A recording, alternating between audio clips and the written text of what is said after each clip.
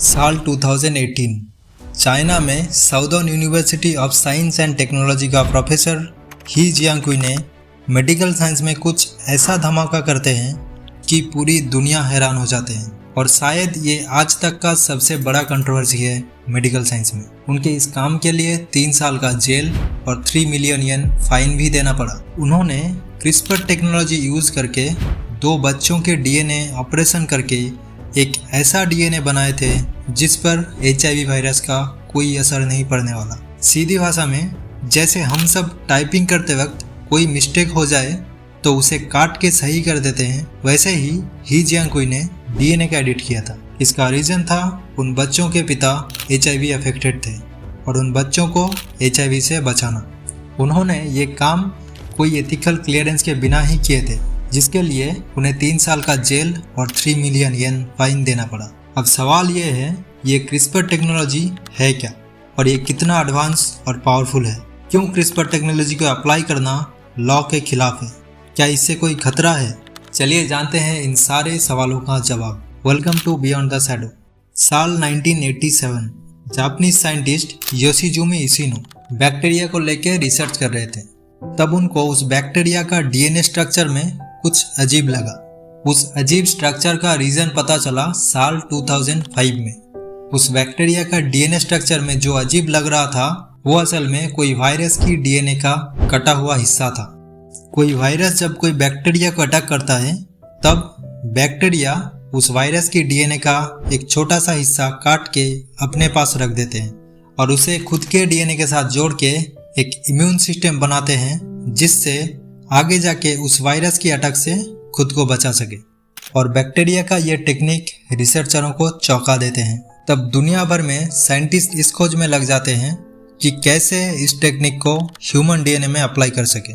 साल 2012 में यूएसए का जेनिफर डोंडा और फ्रांस का इमैनुअल चार्पेंटर, ये दोनों मिलकर मेडिकल साइंस में रेवोल्यूशन लाते हैं क्रिस्पर cas9 टेक्निक का इन्वेंट करके, जिससे कोई इंसानी डीएनए को एडिट करके उसे किसी भी वायरस की अटैक से बचाया जा सके।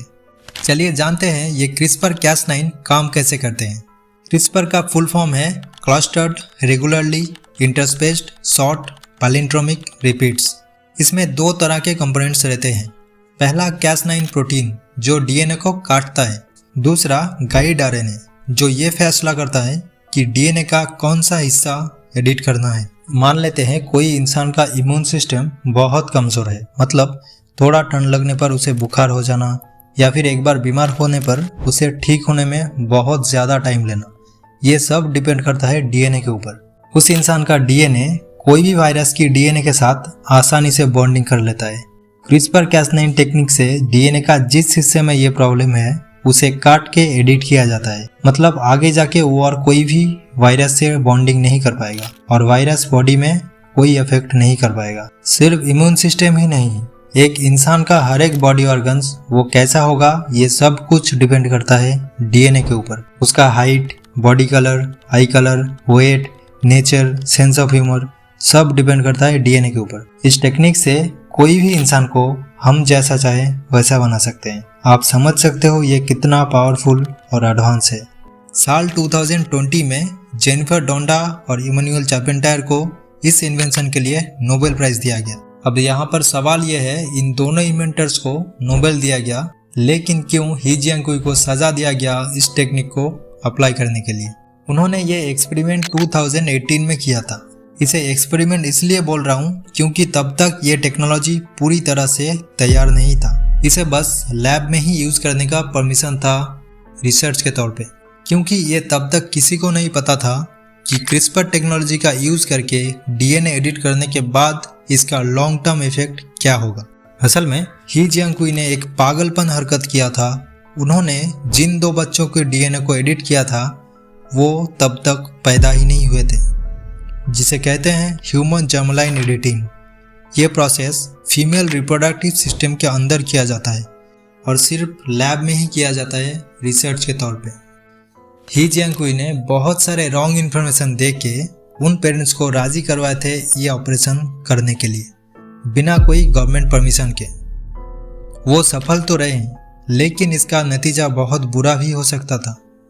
क्रिस्पर टेक्नोलॉजी का यूज़ करके डिज़ाइनर बेबी भी बनाया जाता है, जिससे बेबी का height, colour, sense of humour ये सब कैसा होगा आप खुद डिसाइड कर सकते हो।